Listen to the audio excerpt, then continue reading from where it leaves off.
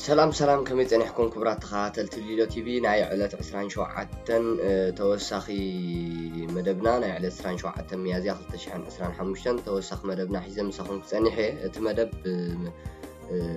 كمتي كل غزي نغلصو بزعباتي حافشاو اب تግራይ ዘሎ معباليتات يقون تمدب ناي حجي حرا مريت تግራይ مغلصي ጠንከር ዝበለ መግለጺ ናብ ህዝቢ ትግራይ ናብ መንእሰይ ትግራይ ብሓፈሻ ናብ ዲያስፖራ ጸዊዕሎ ቃልስታቱ ንፍትሒ ህዝቢ ትግራይ ምዃኑ ኣብ ጎኑ ህዝቢ ትግራይ ከዓ ኣብ ጎኑ ክኸውን ኣፍልጦ ናይ ሓራ መሬት ትግራይ ከዓ ክህልዎ ምክንያቱ ንምንታይ ዝቃለስ ዘሎ ሓራ መሬት ትግራይ ኣብ ሓራ መሬት ትግራይ ዘሎ ሰራዊት ሓርነት ንምንታይ ዝቃለስ ዘሎ ኣፍልጦውን ጽቡቕ ኣፍልጦ ክህልዎ ብኡ መንጽር ደጋፊ ተቃልሲ ክኸውን ህዝቢ ትግራይ ምኻኣ ተረባሒ ክኸውን ተረባሒ ምክንያቱ ነቲ ቃልሲ ዕላምኡን ድሕር ኣፈሊጡ እቲ ህዝቢ እትረፍ ንሓራ መሬት ትግራይ ንፍትሒ ህዝቢ ትግራይ ዝቃለሲ ነዛ 50 ዓመት ንህዝቢ ትግራይ ዝረገጸት ጨቋኒት ውድብ እኳ ደቅና እዮም እናበለ 50 ዓመት ደጊፍዋን أسنيقوان تمالون دقل يخو خبار مسوات خفيلو كاب قوباتات تكزن روباتات تكزن كاب قوباتات قولاتن بينن تسكيمو نمقالاتي واي حجي تقمت إلا نتهزبي كم عملا كحيدات الله كاب ددبيت أب تساعتات كاب ددبيت بهزب تقراي تحقيزا بهزب تግራይ ሰኒቃ አዲስ አበባ ምሳአተው ደብረ ብርሃን ክትበጽሕ ከላያ ነቲ ህዝባዊ ሰራዊት ናይ ህዝብ ትግራይ አፍሪሳ ግንባር ፈጢራ ምስትም ከሕተኛታት ምስ ጸላእቲ ህዝብ ትግራይ ግንባር ፈጢራ ንህዝብ ትግራይ ክሕለቁሉ ክሓሊሉ ንፍትሒ ክቃለስሉ ዝኽእሉ መናእሰያት ናይ PLF አደስኪላ እዞም አንጻር ህዝብ ትግራይ بزي عرفت ليتن قطرن زحلمون زقالسون نعوم اب قدمي تامصيا حزب تግራይ 50 ዓመት ክርገጽ ዝቃለሰሉ ዘይብሉ ህዝብ ኮይኑ ፈራህ ርእሱ ዘድንን ክኸውን ክትቃለስ ጸኒሓ ህዝብ ትግራይ ግን ፈራህ አይኮነን ርእሱ ዘድንን አይኮነን ሸውዓተ ሃገራት ወይረነኦ ንዓለም ጅግንነቱ አርዩ من كم سراوي تግራይ من كم TDF من كم حزب تግራይ كم تبل تاريخ ناي TDF كتصحف علم جوكا مثل TDF ادوينا تنبر تاريخ حزب تግራይ قيان جግنነትን TDF كتصحف علم تمكرو ክትወስድ وفيرا ስለዚህ ኣብዚ ግዜ እዚ ሽፍታ ሻዕብያ ውዕል ፕሪቶሪያ አፍሪሱ ህዝብ ትግራይ ካብ ተጠቃምነት ውዕል ፕሪቶሪያ ዓድኹ ውዕል ብምግባር ብመንገዲ በዓል ደብረጽዮን ዝመርሑ ህወሓት ብመንገዲ ዝጉጅለ አደመ ዝበሃል ብመንገዲ እዚ ደብረጽንታት ዝመርሑ ህወሓት ህዝብ ትግራይ ብዘይ መንግስቲ ክኸውን ጌራቶላ ሽፍታ ሻዕብያ ውዕል ፕሪቶሪያ መጽኡ ትግራይ አካል ኢትዮጵያ ኮይና ከም ኩለን ክልላት ኢትዮጵያ ማዕረ ኮይና ግዚያው መንግስት መስሪታ ምስ ፌደራል መንግስት ክትራኸብ እግር ተኺላ ተረባሒት ክትከውን ላዕልን ታሕትን እናበለት እናሃለወት ንግዚያው መንግስት ትግራይ ጌታቸው ረዳን ዝመርሖ ጻድቃን ዝመርሖ ግዚያው ምምሕዳር ግዚያው መንግስት ትግራይ መፈንቀለ መንግስት ጌራ ትግራይ ባዕላ ሽፍታ ህወሓት ብሽፍትነት ክትመርሖ ክትረግጾ ናብቲ ዳግማይ ናይ 50 ዓመት መግዛእቲ ክትመልሶ ብዘይ ዕረፍቲ መዓልትን ለይትን ትሰርሓላ መንእሰያት ናብ ስደት መንእሰያት ናብ ባርነት መንእሰያት ናብ እስር ቤት ትግራይሲ ፍትሕ አልቦ ኮይና ቱም ሰባት መንግስቲ አልቦ ኮይና ፍትሕ አልቦ ኮይና ሕጊ አልቦ ኮይና ትግራይ ባዕላ ደብረጽንታት ዝመርሑ ህወሓት ዘዋፈረቶም ለያቡ ህዝብ ትግራይ ኣብ ገዝኡ እናኣተው كسرقو خزمتو كعفنو كشطو يوعلن يحضرنا له كادرتات كوينم بتحدا خا حاليت منسي مسيلهم اب يمن سرحالو منسي كندز زخونو قصر زلو منسيات نسعوداتهم بعل كلا زبهالو تمال مسانا زنبورو أبزي حجب سعوداتهم درون صدرهم يحجزلو لنفسهم كوينهم تهال النابز عاد زي أخوف نبل بقى خن كيدا نخيد نسدت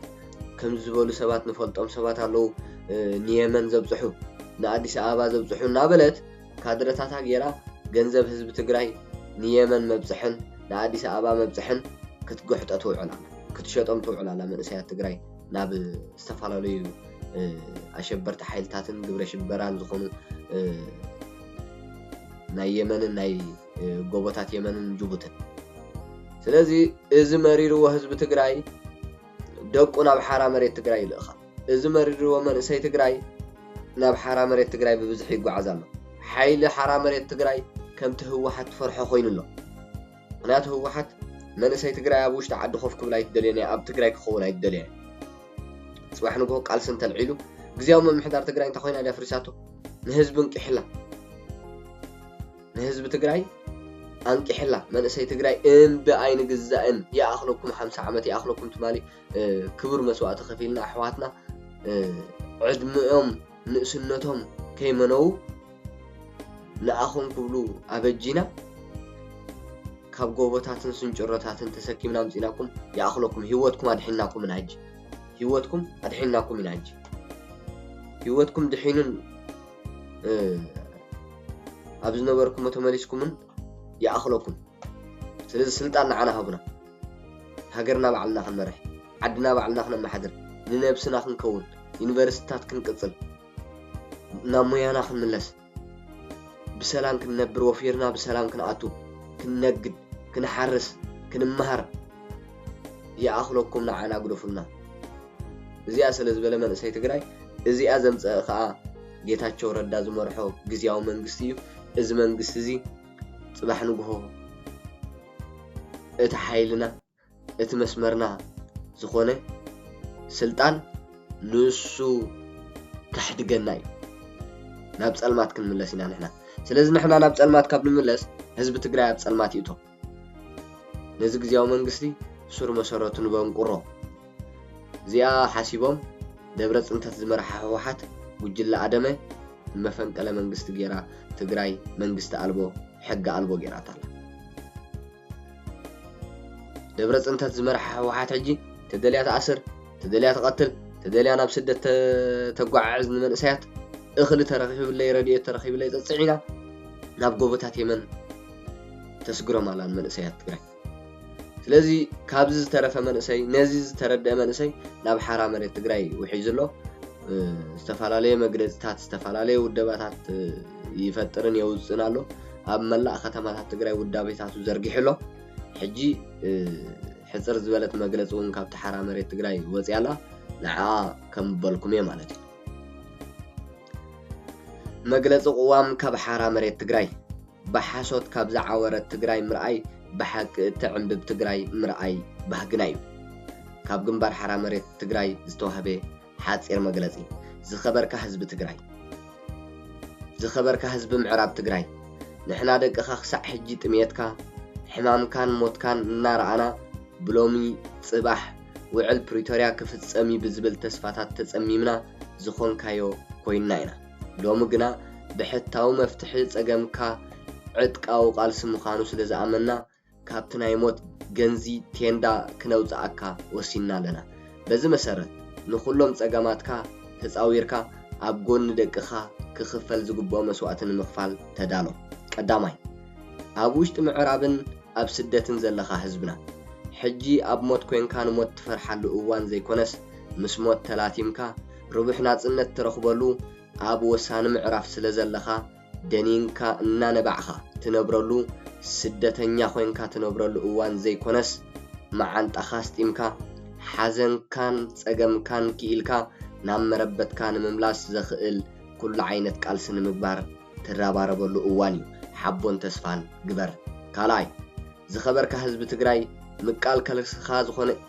زخبركا حزب تግራይ مقال كرسخا زخونه حزب معراب تግራይ نمحجاز زجبركايا أستواصو نمسجن حجون أب تيندا كينبر أب نجبر زلنا قال ستساتفو بمقبار حجاز قال سنا ክትከውን ንጽውዕ ሳልሳይ ዝኸበርኩም ኣባላት ሰራዊት ትግራይ ኣባላት TDF ነበር ኣብቲ መኸተ ዝገበርናዮ ናይ ሓባር ቃልሲ ከባድ መስዋዕቲ ብሓድነት ከፊልና መጽነታይ ኩናት ብሰላም ጠጠው ክብል እኳ እንተገበርና እቲ ውዕል ንህዝቢ ምዕራብ ትግራይ ብዝተናውሐ እዋን ዘጽንትን ኣልቦ መፍትሕን ኮይኑ ስለ ዝረኸብናዮ ወለድና ናብ መረበቶም ንምምላስ ዘኽእል ዝተወደበን ናይ ሓጺርን ነዊሕን ትልሚ ሒዝና ብረት ኣልዒልና ኣለና ስለ ዝኾነ ሒዝናዮ ዝተበገስና ዕላማ ኣንጻር ረብሓታት ሰራዊት ትግራይን ህዝቢ ትግራይን ስለ ዘይኮነ ነዚ ፈሊጥኩም ደገፍቲ ቃልስና ክትኮኑ ንጽውዕ ራብዓይ ዝኸበርኩም ኣብ ውሽጢ ዓድን ደገን ዘለኹም ሲቪል ውዳቤታትን ተወከልትን ምዕራብ ትግራይ ህዝብኹምን ሃገርኩምን ንምድሓን ትገብርዎ ዘለኹም ቃልሲ ተጠናኺሩ ክቕጽል ይግብኦ ቅድሚ ትውዕል ምፍራሱ ብመሪሕነት ዝውድብ ዕላው ዝግበር ከምቲ ደጋጊምኩም ናብ ኣፍ ደገ መራሕቲ ዝሓተትኩሞም ናይ መጨረሻ ዕድል ዝበሃል ነቲ ሕጂ ተሰይሙ ዘሎ ፕሬዝደንት መብርሂ ክህብን ኣፈጻጽማ እቲ ውዕል ናይ ምምላስ ቁርጽ መዓልቲ ክትሓቱ ንጽውዕ እዚ ንምባል ዘገደደና ንሕና ብንውልዖ ጎንፂ መላእ ትግራይ ናብ ጸገም ዘእቱ ክኾን ስለ ዝኽእል እቲ ውዕል ዘፈረሰን ናብዚ መገደዳይ ቃልሲ ዝኣተና ብድኽመት መራሕቲ ትግራይ ምዃኑ ንህዝቢ ትግራይን ፈተውቱን ግልጽ ንምግባርን ስለ ዝሕግዝ ጥራሕ ዘይኮነስ ናይ ፕሪቶርያ ጸግዒ ተስፋ ምጽንቃቕ ዘረጋግጽ ምኽንያታዊ ቃልሲ ምዃኑ ንዓለም እውን ስለ ዘመላኽት እዩ ሓሙሻይ ዝኸበርኩም መናእሰይ ምዕራብን ፈተውቲ ህዝቢ ምዕራብን ወለድና ኣብ ቴንዳ በብጽባሕ ምቕባር መሪርና ንውልዖ ዘለና ቃልሲ ምዃኑ ፈሊጥኩም ናብ ግንባር ሓራ መሬት ትግራይ ክትጽምበሩ ምድላዋት ክትገብሩን ዘሎ ሓጺር ምዕባለ ተመልኪትና ናይ መቃለሲ ቦታታትን መቃለሲ ዕላማታትን ብመራሕትና ዕላው ስለ ንገብር በብኸባቢኹም ተወዲብኩም ክትዳለውን ክትቃለሱን ንጽውዕ ዘለናዮ ቦታ ነቲ ግንባር ድሕንነት ክበሃልን ንምጥንኻርን ንግዚኡ ተዓቂብና ኣለና ስደተኛን ተመዛባልን ተወዲቡ ክጸንሕ ድማ ነተሓሳስብ ሻድሻይ ምኽንያት መቃለሲ ውዕል ፕሪቶርያ ዘይምፍጻም ሻድሻይ ምኽንያት መቃለሲና ውዕል ፕሪቶርያ ዘይምፍጻሙ ብምዃኑ ኣብ ከይዲ ዝውዕል እንተተፈጺሙ ብረት ንሕንገጠሉ ምኽንያት ከምዘየለን እቲ ኣብ ክሳድ ስደተኛን ተመዛባልን ዘሎ ቀታሊ ውዕል ንምፍራስ ተገዲድና ሰውራ ኣንጻር ፕሪቶርያ ከም ዝወላዕና ሓይልታት ናጽነት ትግራይ ኣፍሊጥሎ ያ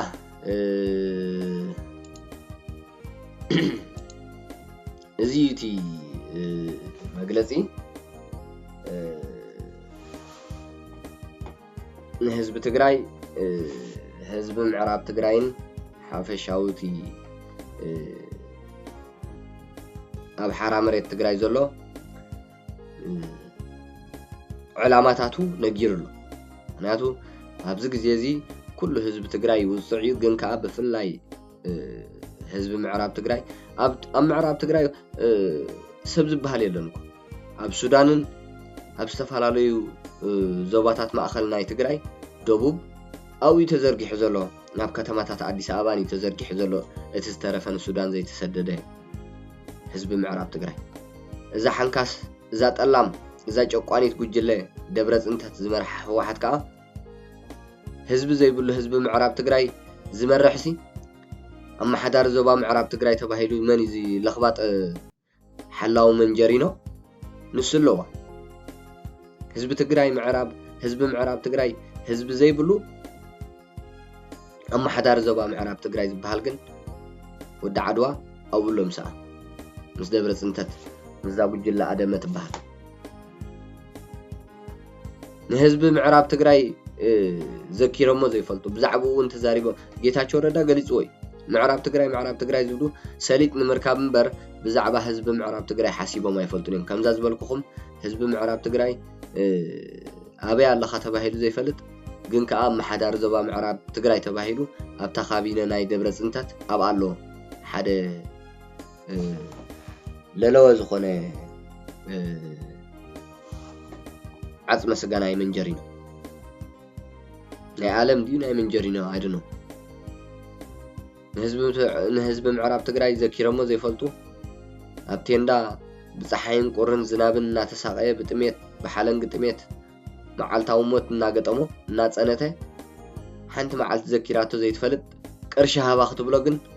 ኣብ ዝጠዓማ መዓልቲ ከይዳ ቅርሺ ኣክብ ውድብና ክነድሕን ሕሰብዎ እሞ ከመይ ዓይነት ምዕቃት ምዃኑ እታ ውድብሲ ንዞባ ምዕራብ ትግራይ ሓልያትሉ ይትፈልጥ ንህዝቢ ምዕራብ ትግራይ ዘኪራቶ ይትፈልጥን ግን ከዓ ውድብ ንምድሓን ተባሂሉ ናብቲ ዝተፈላለየ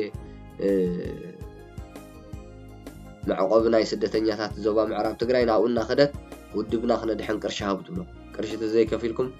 ንምዕራብ ትግራይ ከይንመልሰኩምና ቅርሺ እንተዘይከፊልኩም ረድኤት ኣይትረኽቡን ኢኹም ሓገዛት ኣይትረኽቡን ኢኹም እናበለት ውድብና ንምድሓን እናበለት ሰልዲ ክትበልዑም ትውዕል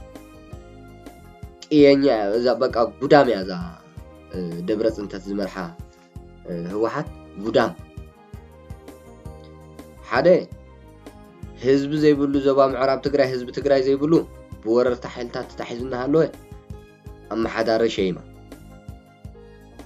ነቲ ህዝቡ ንሓሲባትሉን ሓልያትሉን ዘይትፈልጥ ኣብ ዝተፈላለየ መዕቆቢ ስደተኛታት ተደርቢዩ እናሃለወ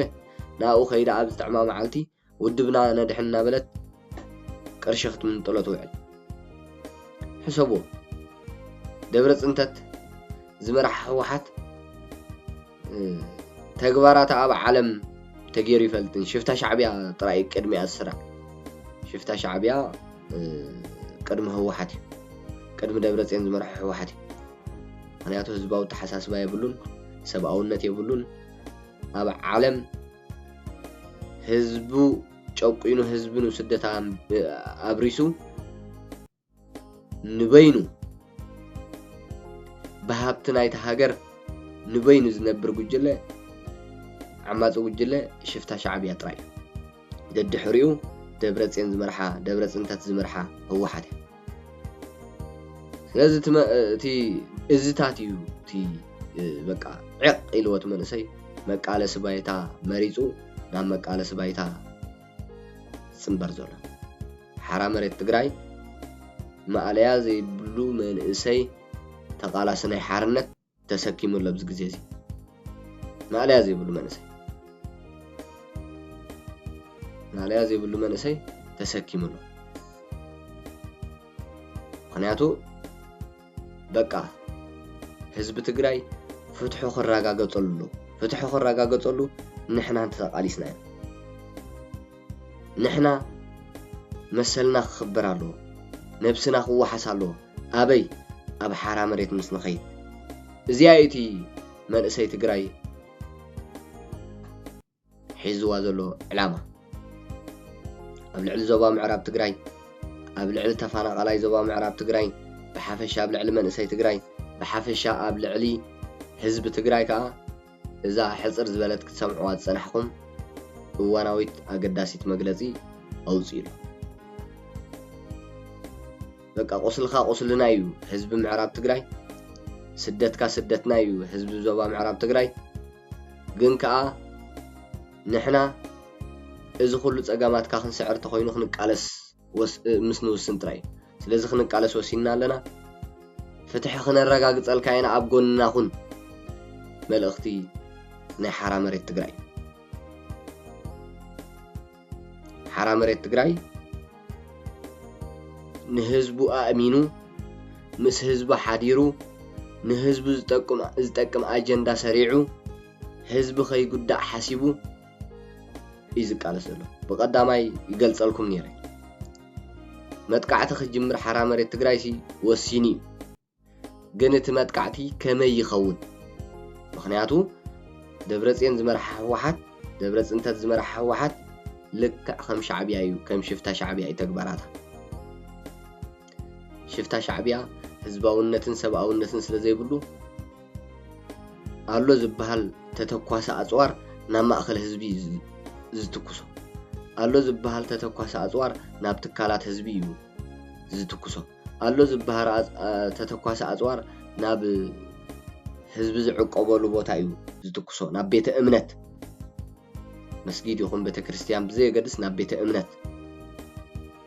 ስለዚ ህዝቢ እዩ ዝጎድእ ሽፍታ ሻዕብያ دبرت أنت تزمرح واحد كا مش شفتها شعبية جنبار فتيرة لا بقدمون كوميا زي تقبر سلازي حرام مريت تجراي ما تقعد تخجمر لا مون حزب تجراي داغماي ناب سدت بقى صلا حرام مريت تجراي كم زخون حزب تجراي استفعلالي مدلاوات تقبر زلا ازي اخي تخون كا حرام مريت تجراي بنغو نقيحلا تعينت قالسي تعينت متقعتينا هنا كاي زلنا حزب تجراي زي قدام حزب تجراي زدحنلو حزب تجراي كنا دحن فتحنا رغاغص إلنا قالس ولعناسي متقعت جميرناسي حزب تجراي زقدا حزب تجراي زسدت حزب تجراي ناب حسم زات ولو عدل ندحر تفطيرو تايو مقالسينا سنتايو مقالسينا انتايو ስለዚህ ነዚ መጽናዕታት ዝተፈላልየ ብኽኢላታት ወተሃደራውያን ክኢላታት ገይሩ ታ ዓይነት ቃልሲ ክካይዳሎ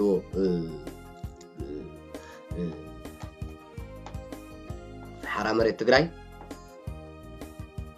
መጽናዕቲ ይገብራሉ ታ ዓይነት ቃልሲ ብኸመዩ ህዝቢ ትግራይ ከይተጎደአ ካብ ኩናት ክድሕን ዝኽእል ብኸመይ ስለዚህ ነዚዩ ህዝቢ ትግራይ